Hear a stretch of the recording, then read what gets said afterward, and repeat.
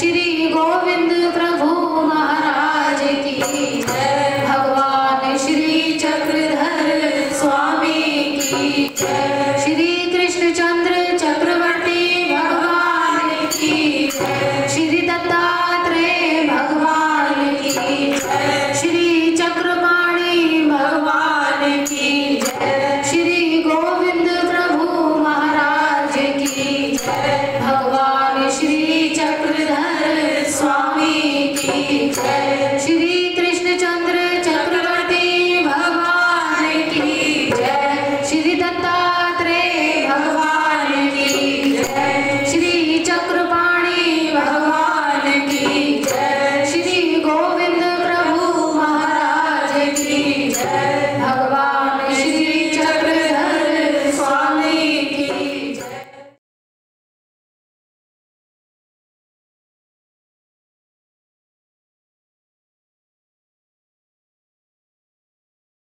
मैं मलिन हो चुकी हूँ। मेरे निकट आने वाला भी मैला हो जाएगा।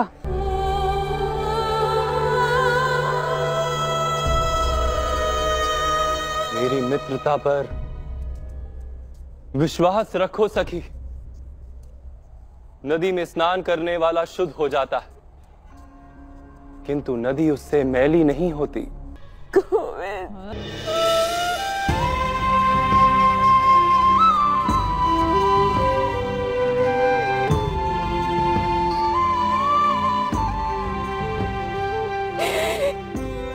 क्यों गोविंद, क्यों मेरे साथ ही ऐसा क्यों हुआ?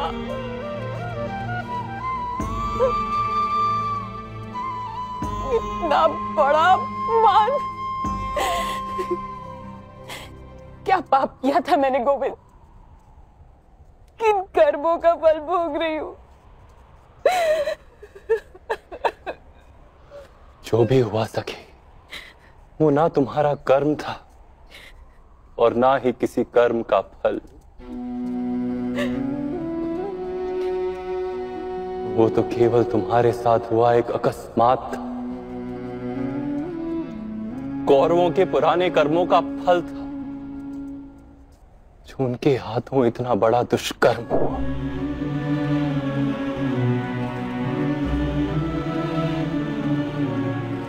कर्म के सिद्धांत का यही तात्पर्य है सखी।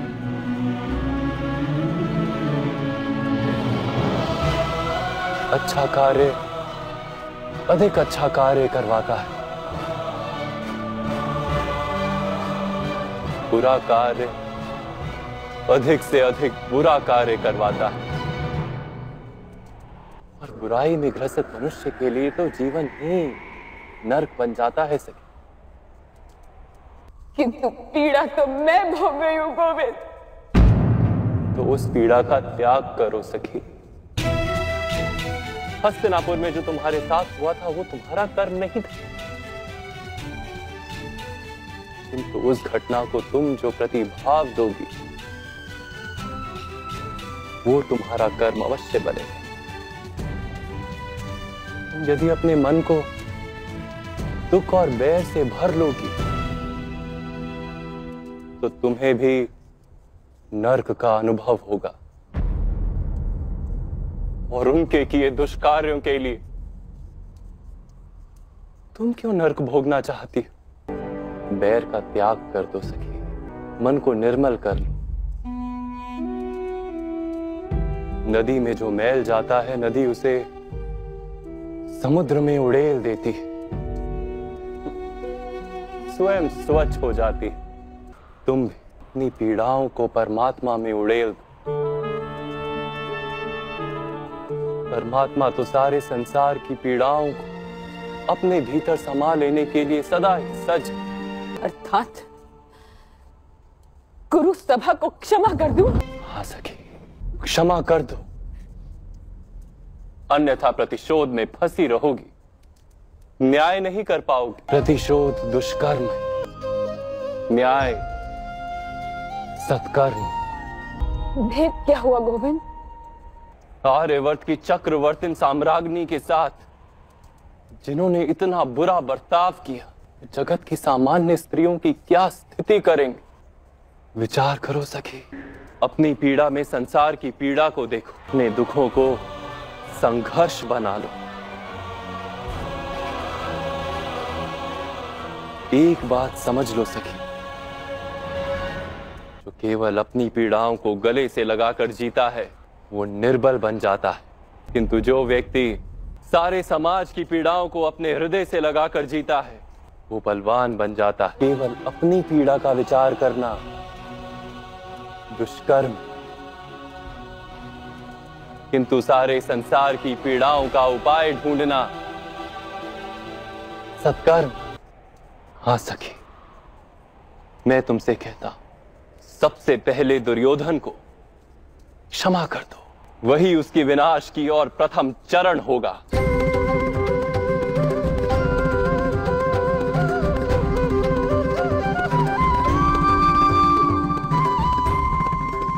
और फिर दुर्योधन जैसे अन्य दुष्टों का विनाश करके संसार को स्वच्छ करने का उपाय ढूंढो, केवल अपने लिए नहीं, संसार के, समाज के निर्बल स्त्री पुरुषों के उद्धार के लिए युद्ध करो। परमार्थ के लिए किए गए युद्ध में चाहे कितनी भी हिंसा क्यों ना, फिर भी वो धर्म युद्ध है।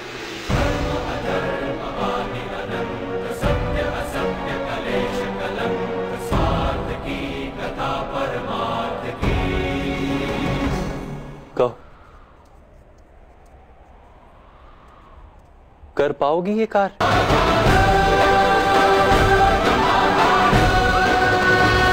हाँ गोविंद,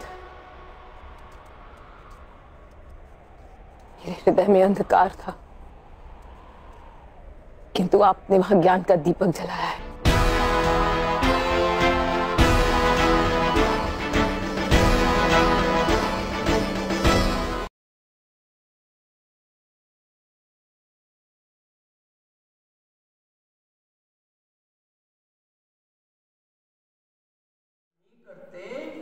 आपका हृदय अंदर से जलता रहेगा, क्रोध पैदा होता रहेगा, ग्लानि पैदा होती रहेगी, परेशानी पैदा होती रहेगी।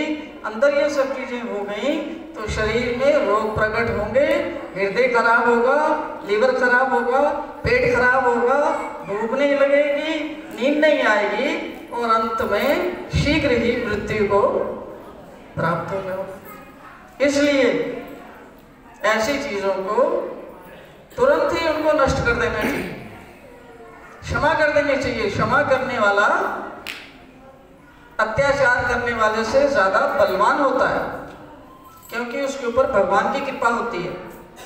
क्षमा करके अपना जीवन तो आगे चला सकते हो। जो दुराचारी है वो तो अपने कर्मों के कारण दुर्गति को प्राप्त होता ही। आप क्यों उसकी एक्शंस के कारण अपने आप को दुर्गति और नरक में डाल रहे हो? ये शराफत है, अच्छी बात है, आपके भले की बात है ये। एक तो दूसरे ने गलत काम किया, आपने उसको इंटरनलाइज कर लिया और आप अपने आप को सता रहे हैं, अपने आप को परेशान कर रहे हैं कि उसने मेरे साथ ऐसा किया। अब दुखी कौन हो रहा है, परेशान कौन हो रहा है? तबीयत किसकी खराब होगी, हार्ट किसका खराब होगा, लीवर किसका खराब होगा, भूख किसको नहीं लगेगी, नींद किसको नहीं आएगी?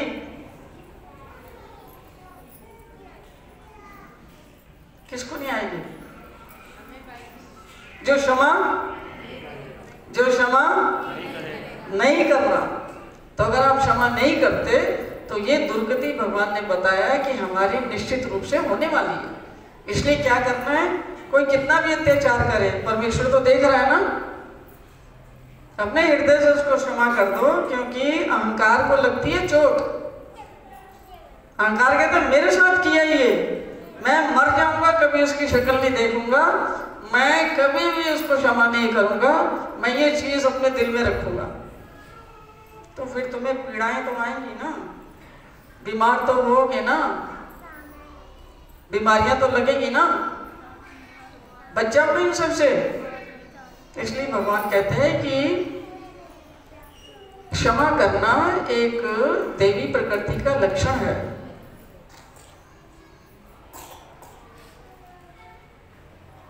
जब तक हम क्षमा करना नहीं सीखते, हमारे जीवन में भी कई लोग हमारे ऊपर ऐसी ही बातें करते हैं, रोज होती हैं ऐसी बातें घरों में, लेकिन हम उन छोटी छोटी चीज़ों को लेकर के अपने हृदय में बैठ जाते हैं, उनको क्षमा नहीं करते और हमारा व्यवहार बदल जाता है। हम ऊपर से उनके साथ अच्छे से कहते हैं हाँ ठीक है सब, हाँ सब ठीक है, ऐसे करते रहते हैं, लेकिन अंदर से हमने दुख पाल रखा है, क्लेश पाल रखा है, ईर्ष्या पाल रखी है और दिल से हम उनको बातें नहीं बोलते, इसलिए हमारी ही दुर्गति होती है। इसलिए भगवान कहते हैं कि तुम जो भी तुम्हारे साथ हो रहा है गलत व्यवहार, उसको आप भूल के क्षमा करके आप आगे बढ़ो अपने जीवन में। दूसरों के एक्शंस के ऊपर अपने एक्शंस निर्भर मत करो, अपनी अलग से चाल चलो। आपका दायित्व है अपने कर्म को संभालना, दूसरे के कर्म को तो आप नहीं संभाल सकते ना। दुर्योधन के कर्म को द्रौपदी संभाल सकती थी, या उसका पिता संभाल सकता था, या उसकी माता संभाल सकती थी, पर आप तो अपने कर्म को संभाल सकते हैं। तो आपका अधिकार आपके कर्म पर है, दूसरे के कर्म पर आपका कोई अधिकार नहीं है। बोल बंसी वाले की।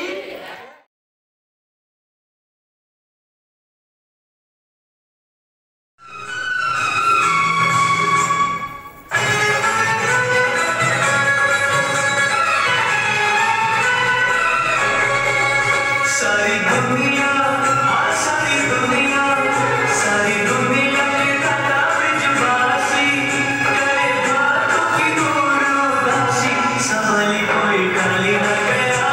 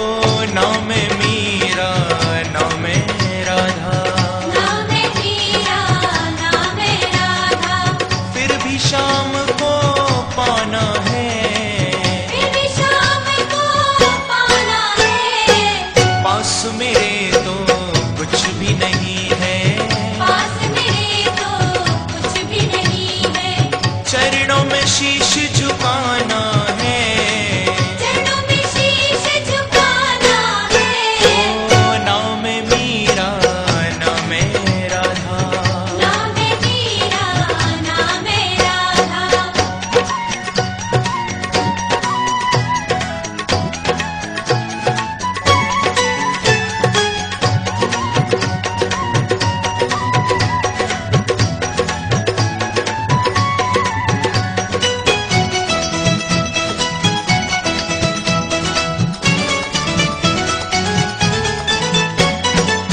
जब से तेरी सूरत देखी, कुसुम प्रेम की मूरत देखी, जब से तेरी सूरत देखी, कुसुम प्रेम की मूरत देखी, जब से तेरी सूरत देखी, कुसुम प्रेम की मूरत देखी, अपना तुझे बनाना है, अपना तुझे बनाना है। ओ नाम है मीरा, नाम है राधा, नाम है मीरा, नाम है राधा। फिर भी शाम को पाना है, फिर भी शाम को पाना है। ओ नाम है मीरा, नाम है राधा, नाम है मीरा, नाम है राधा।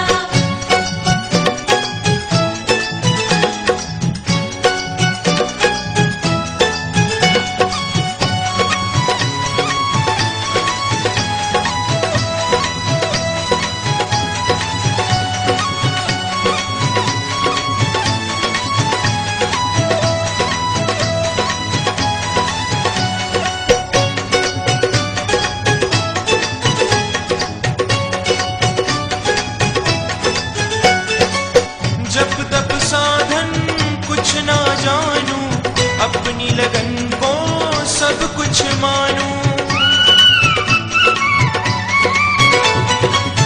जब तब साधन कुछ ना जानू, अपनी लगन को सब कुछ मानू, जब तक साधन कुछ ना जानूं, अपनी लगन को सब कुछ मानूं। दिल का दर्द सुनाना है, दिल का दर्द सुनाना है। ओ नाम है मीरा, नाम है राधा, नाम है मीरा, नाम है राधा। फिर भी शाम को पाना है, फिर भी शाम को पाना है। ओ नाम है मीरा, नाम है राधा, नाम है मीरा, नाम है राधा।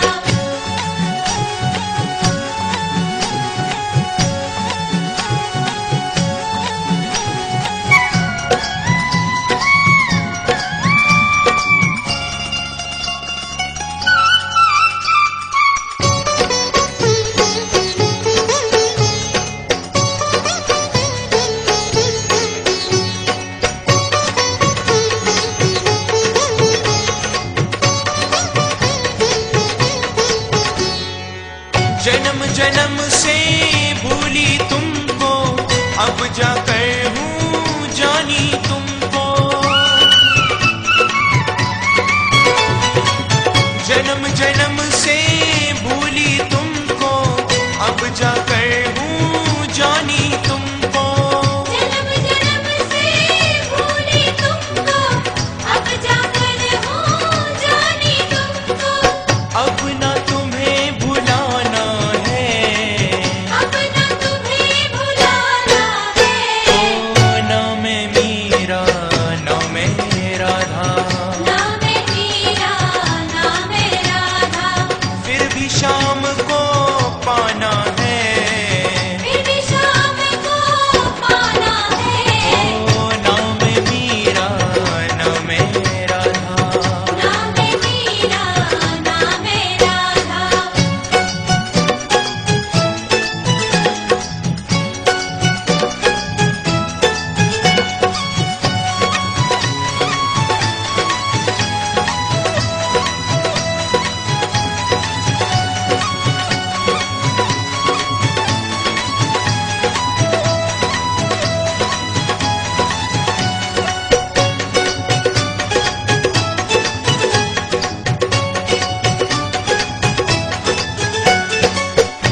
दासी तेरी शरण में आई, लगन मिलन की मन में समाई।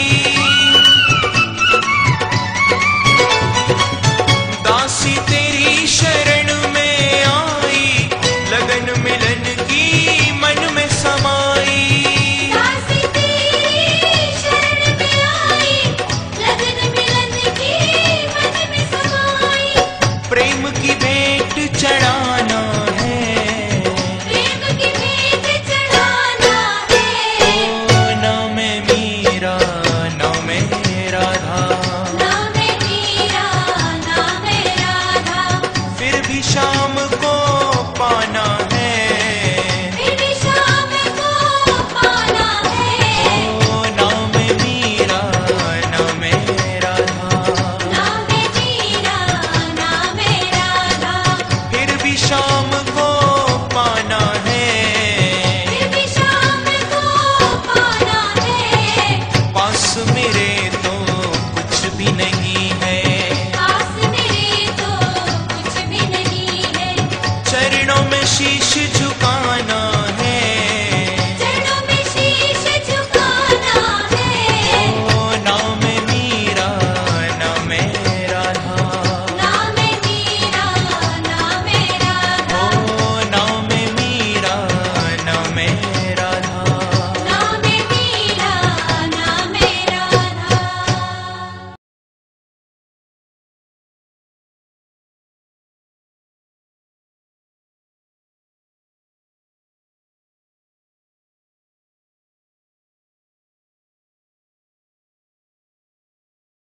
उसके यहाँ पर एक जॉब मिला था जिसमें वो जो महारानी थी उसको जाकर के पुराणों की कथा सुनाया करते थे।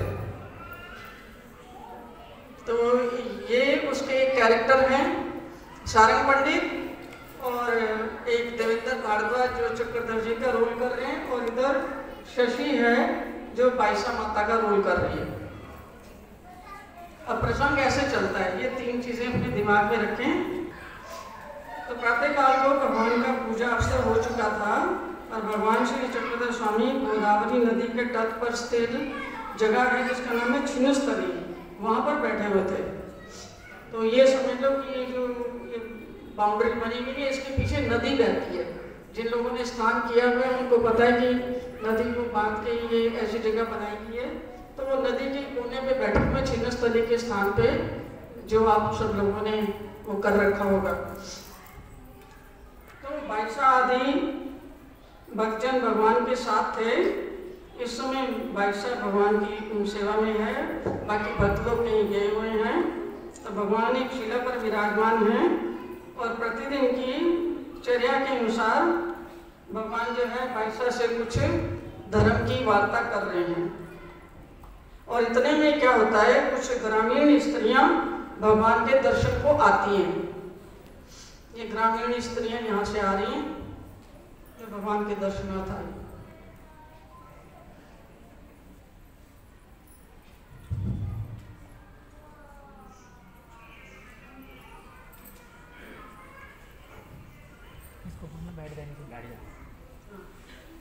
इधर इस तरफ बैठो, इस तरफ मुंह करके बैठ जाओ। बैठ दो नीचे बैठ। आपका फेस इधर होना चाहिए।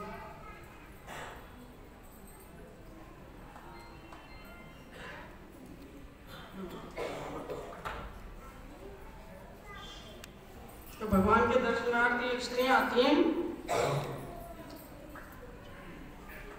तो भगवान की ओर आकर्षित होकर वो उनके पास आ जाती हैं और बैठ करके वो भगवान से विनती करती हैं कि भगवान आप हमें कुछ उपदेश दीजिए, कुछ बात सुनाएं, कुछ बताएं जिससे हम भी अपने जीवन का कल्याण कर सकें, हमारे कानों में भी कोई अच्छी बात पड़े। ये वो भगवान से प्रार्थना करती हैं। तो भगवान ने जब इनका भाव देखा तो भगवान को कुछ सुनाने की प्रवृत्ति हुई और उन्होंने उनको ज्ञान सुनाना शुरू किया। तो ज्ञान की नई नई बातें भगवान बता रहे थे। वो स्त्रियां भी बड़े गौर से सुन रही थी। उसमें कुछ एक स्त्रियों को प्रश्न थे, तो वो भगवान से कुछ ना कुछ प्रश्न पूछ रही थी और भगवान उसका जवाब दे रहे थे। इतने में भगवान के दर्शनार्थ देवगिरी के राजा के यहाँ पर कथा, जो पुराणों में कथा सुनाते थे वो सुना के वो सारंग पंडित आ रहे हैं, वो भी भगवान के दर्शनों के लिए आते हैं। और पंडित की चाल आप देख रहे हैं, ये राजा के यहाँ कथावाचक हैं, इसलिए इनकी हर चीज जो है बड़े रोब से और बड़े अहंकार से भरी हुई है। रुक जाओ, ये वो आते हैं, भगवान के दर्शनों के लिए आते हैं। अब उन्होंने देखा, उनकी बड़ी मान्यता थी वहां पर, उन्होंने देखा कि मैं तो इतना बड़ा आदमी हूँ, राजा के यहाँ कथा सुनाने जाता हूँ उसकी रानी को, और ये पागल नहीं, ये गंवार औरतें बैठी हुई हैं। अब मेरी इच्छा है कि मैं जाऊं भगवान के पास जाके बैठूं, तो वो वेट करता है वहीं, भगवान उसको रोक देते हैं, वो वहीं वेट करता है। तो उसके दिल में जो है ना ये विचार चल रहे थे कि ये मोटी मोटी औरतें, इनकी कैसी बुद्धि है, एक सन्यासी को देखा नहीं और नाग बेल की तरह लिपट जाती है, बेमतलब की बातें करती हैं, ना इनको ज्ञान का कुछ पता है, ना इन्होंने कुछ सुनना है, ना इनकी बुद्धि में कुछ आता है। ये तो मतलब झाड़ू पोछा लगाने और चक्की पीसने के काम की हैं, यही यहाँ क्या कर रहे हैं, ऐसी चीजें उसके दिमाग में चल रही हैं। और बड़ी खुंदक में ऐसे ही विचारों के प्रति रख के ये उनको देख रहा है। तो भगवान ने उसको बड़ी रोषपूर्वक दृष्टि से देखा, वो थोड़ा सा सकपका गया और फिर शांत होकर खड़ा हो गया। मतलब उसके जो विचार थे भगवान ने अपने हृदय में पढ़ लिए।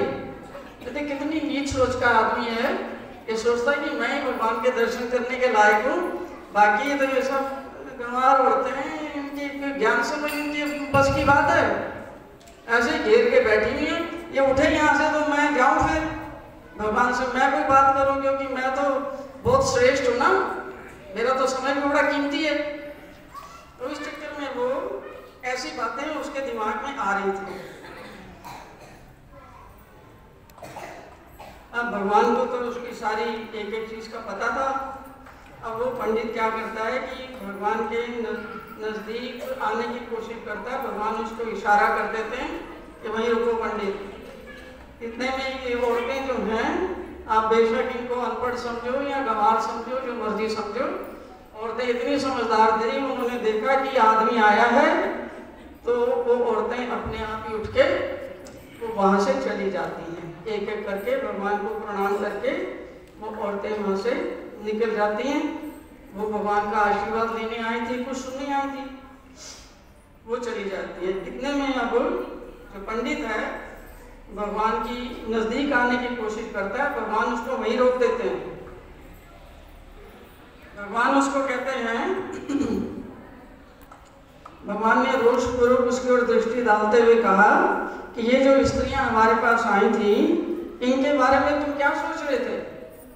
ये सब गंवार हैं और ये सब बिल्कुल बेवकूफ हैं, गंवार हैं, और इनको कुछ समझ नहीं, ना इनको कुछ ज्ञान का पता है, ना ये कुछ करने वाली हैं, और ज्ञान को सुनने का अधिकारी तो मैं हूँ। तो भगवान ने उसको फटकार लगाते हुए कहा कि पंडित तुम ये बताओ कि तुम जो इनको नीच भाव से देख रहे हो, ये तुम जो शास्त्र सुनाने जाते हो रानी को, तुम्हें ये तो पता होना चाहिए कि ऐसी भावना रखना ठीक नहीं है। स्त्री पुरुष तो भगवान की दृष्टि में सब समान है। स्त्री के अंदर भी वही आत्मा है, वही परमेश्वर बसा हुआ है जैसा पुरुषों में है। तो भगवान ने भी गीता में कहा है कि सर्वस्य चाहम हृदय सन्निविष्ट हो, मैं सबके हृदय में हूँ। ये थोड़े कि आदमियों के हृदय में ही हूँ और औरतों में नहीं हूँ या कहीं और जगह पर नहीं हूँ। तो तुमने ऐसे नीच विचार रखे हैं जो बिल्कुल हमारे जो सिद्धांत है, समानता का सिद्धांत है, उसके साथ मैच नहीं करते। पंडित ने कहा कि भगवान मेरे से गलती हो गई, मैं समझ गया हूँ कि मैंने ये गलत काम किया है, और आप जो चाहते हैं तो मुझे दंड दीजिए, मैं दंड भुगतने के लिए तैयार हूँ, मैं स्वयं ही दंडित होने के लिए तैयार हूँ। आप कहें तो मैं गोदावरी नदी जो सामने बह रही है, आप कहें तो मैं गोदावरी नगरी में वहां जाके खड़ा हो जाऊं और जब तक आप कहेंगे तब तक वहीं खड़ा रहूंगा। तो भगवान ने कहा ठीक है, हाँ पंडित यही दंड तुम्हारे लिए ठीक है, उधर जाओ और गोदावरी नदी में बैठ जाओ जाके। तो पंडित वहां से चल आता है और इसके पीछे गोदावरी नदी बह रही है। तो पंडित जाके बैठ जाता है और कमर तक वो पानी में बैठ जाता है, सिर्फ उसका ऊपर से सिर ही सिर दिखता है और वो काफी देर तक वहां पर बैठा रहता है। भगवान का जो उद्देश्य था कि इतनी ही भावना जो इसके हृदय में बसी हुई है, जो इतना वैर विरोध है स्त्री जाति के प्रति, इतनी कुत्सित भावना है। और स्त्री जाति तो मतलब सारे विश्व की जो आधी जनसंख्या तो औरतों की है और आधे पुरुषों की है। तो मतलब ये खाली इन्हीं स्त्रियों की बात नहीं हो रही, ये किसकी बात हो रही है? संपूर्ण स्त्री जाति की बात हो रही है। क्योंकि आदमी जहां भी जाएगा इसकी भावना तो इसके साथ ही जाएगी ना वैसी।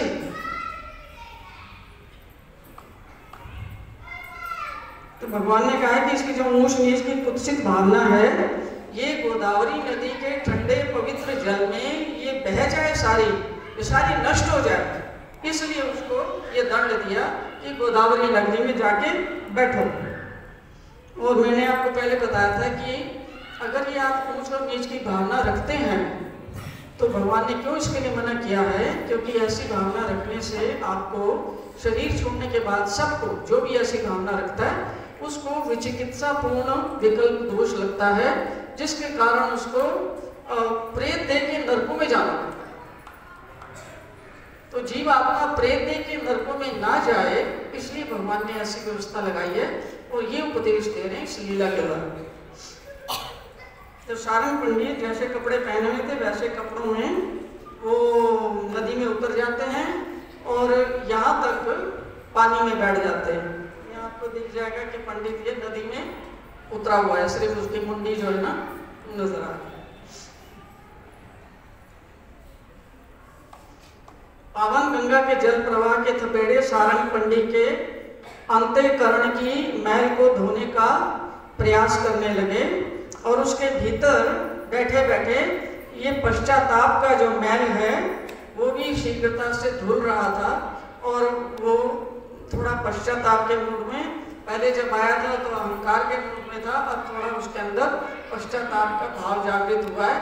तो दंड देने का ये होता है कि दंड आपको निर्मल करता है, दंड आपको पवित्र करता है, दंड आपको विनम्र बनाता है।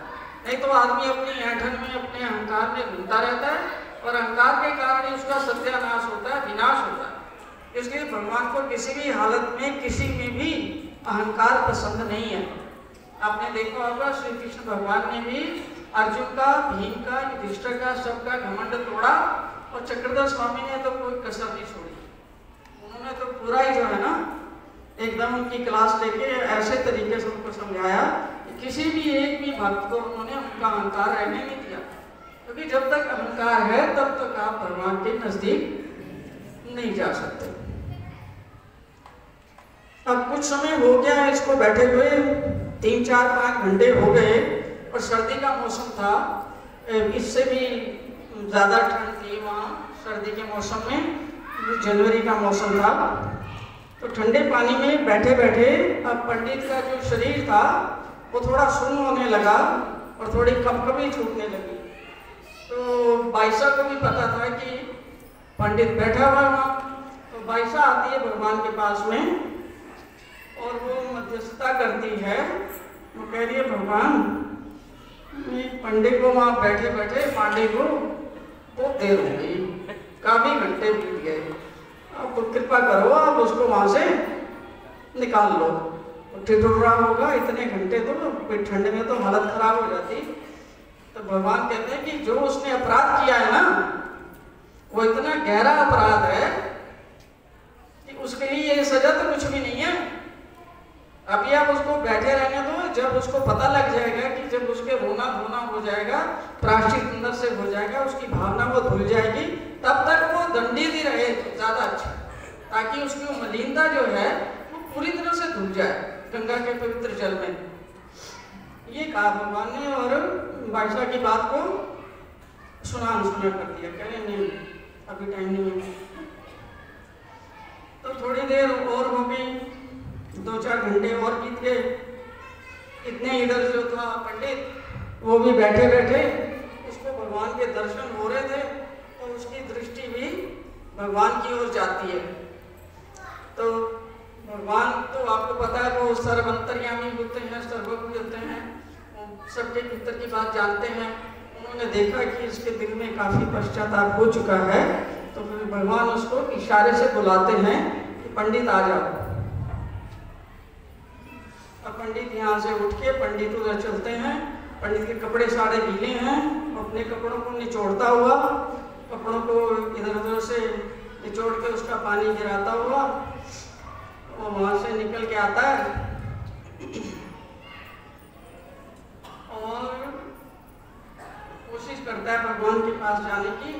और दूर दूर ही जो है भगवान उसको बैठने के लिए कहते हैं और उससे बात करते हैं। उसको कहते हैं, क्यों पांड्या, कैसा रहा ये दंड?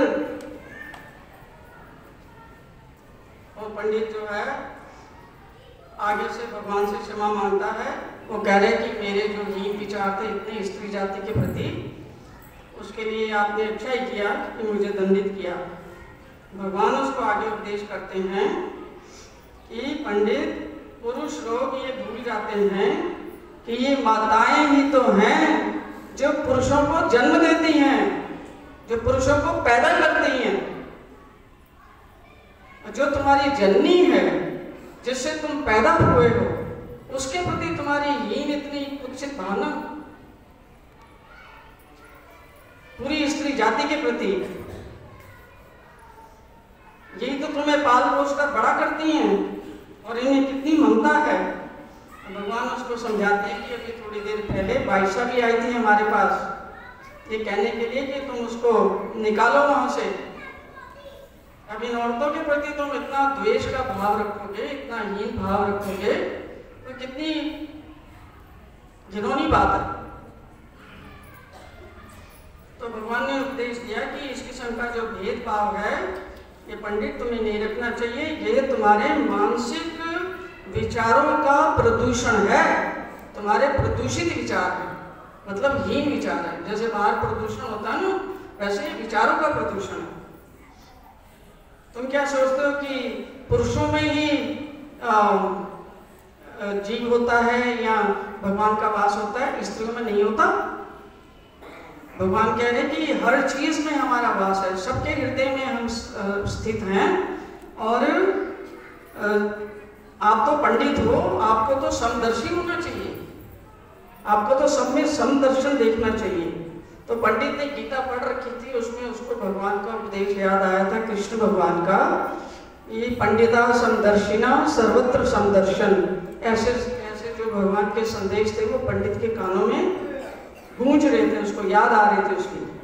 तो ये शिक्षा दे करके भगवान ने फिर उसको, पंडित ने अपना पश्चाताप किया, भगवान को दंडवत प्रणाम किया और फिर वो चला गया।